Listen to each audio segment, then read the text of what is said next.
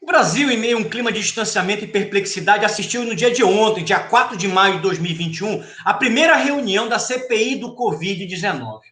Trata-se de uma agenda que tem capturado muito mais certos grupos políticos e que operam nos bastidores ou explicitamente em Brasília do que a ampla maioria da sociedade brasileira. A população, em geral, ainda encontra-se perplexa com a crise sanitária e econômica e anseia pela volta da normalidade, ao mesmo tempo em que está enojada do uso oportunista e politiqueiro da atual tragédia sanitária e econômica. Como primeiro convidado, com direito a plumas e paetês, num clima estranhamente amistoso, totalmente dissonante de CPIs anteriores, o ex-ministro da Saúde, Luiz Henrique Mandetta, prestou seu depoimento. Como resultado, nada de novo, nenhuma novidade, nada que já não fosse de conhecimento público. Mas o que chamou a atenção no dia de ontem foi a postura serelepe do senador Renan Calheiros, que é relator da CPI. Em um clima que muitas vezes externou o excesso de amistosidade e cumplicidade, Calheiros assintosamente conduziu o rumo do depoimento, as perguntas e, em alguns momentos, até as respostas, ousando sussurrar, inclusive, no ouvido do depoente de seus parceiros de bancada, o que deveria ser dito ou não.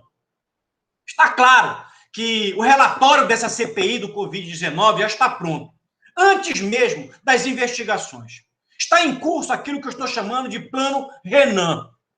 É um triste espetáculo midiático daqueles que tentam dar um ar de legitimidade aos seus intentos políticos, ao mesmo tempo em que buscam sair do ostracismo e não poupam a utilização da tragédia sanitária e econômica como palco.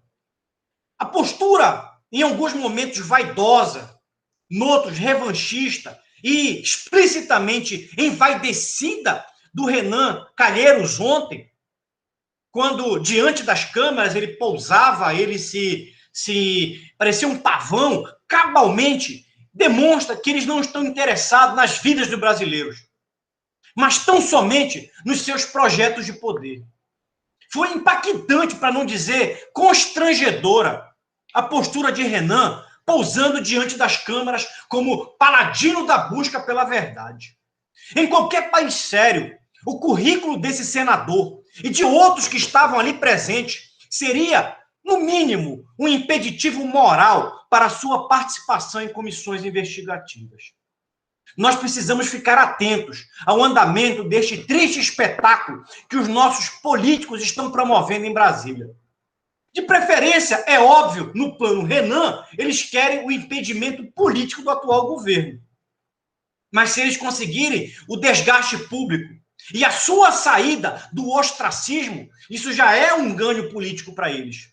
Eles ignoram que um possível quadro de instabilidade política pode piorar drasticamente a situação dos milhões de brasileiros que hoje estão em situação de extrema vulnerabilidade social, reflexo da crise sanitária e econômica. Pior ainda poderá ser a tragédia de uma ruptura institucional, resultado do esgarçamento que nós estamos observando nas instituições republicanas. Fato que nós precisamos combater até o final. A democracia brasileira precisa ser preservada. Repito, a democracia brasileira precisa ser preservada. E o ano que vem, o ano de 2022, será um enorme teste e uma ótima janela de oportunidade para nós preservarmos a nossa democracia, renovando amplamente o nosso Congresso Nacional. Está claro que nós precisamos de novos representantes, de uma nova geração que nos represente com ética, com moralidade, com probidade no trato com a coisa pública. Sobre culpados, aquilo que a CPI está buscando investigar, primeiro, eu acho que não era momento, mas eu não vou entrar nos comentários sobre culpados, não vou me delongar nos comentários sobre culpados nesse pequeno vídeo, nesse breve vídeo. É óbvio que na gestão do Bolsonaro houveram erros, houveram equívocos. Isso é indiscutível. Mas também houveram ações positivas. Contudo, e aí eu quero chamar a atenção, essa tentativa de imputação causal única pela tragédia ao governo federal é, no mínimo, uma forçação de barra e um atentado à inteligência dos brasileiros. Erros houveram, como eu já disse, mas a atual crise da saúde pública brasileira é consequência de uma pandemia que está gerando impactos no mundo inteiro, inclusive em países desenvolvidos, mas também é resultado de décadas de corrupção, décadas de má gestão e, portanto, no meu entendimento, envolve muito mais responsabilidades dos erros graves de gestões anteriores. Também é preciso levar em consideração os erros cometidos pelos governadores, que desviaram recursos recebidos, compraram equipamentos inadequados e não entregaram os hospitais de campanha no tempo certo. Qualquer mínimo entendedor da saúde pública brasileira sabe que ela é compartilhada. Ela é de responsabilidade do governo federal, dos governos estaduais e dos municípios. A responsabilidade, portanto, ela é compartilhada, tanto em nível federativo, quanto também em nível temporal. Aliás, uma música recente de um cantor sertanejo homônimo meu, chamado Eduardo Costa, ele lança provocativamente uma reflexão sobre a nossa irracionalidade pública e social. O que esperar de uma sociedade, de uma nação, ou de gestores públicos, que, em vez de construir hospitais, preferiram construir, tragicamente, estádios de futebol.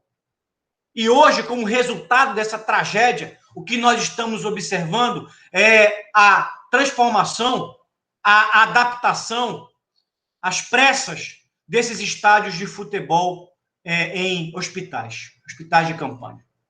Que Deus abençoe tremendamente a nação brasileira. O que nós esperamos é que, momentos como esse, nós tenhamos responsabilidade pública dos nossos representantes em agirem com serenidade, com responsabilidade, com ética, e que essa CPI realmente ela não se preste ao papel que publicamente já está demonstrado os interesses nada velados que estão postos na mesa.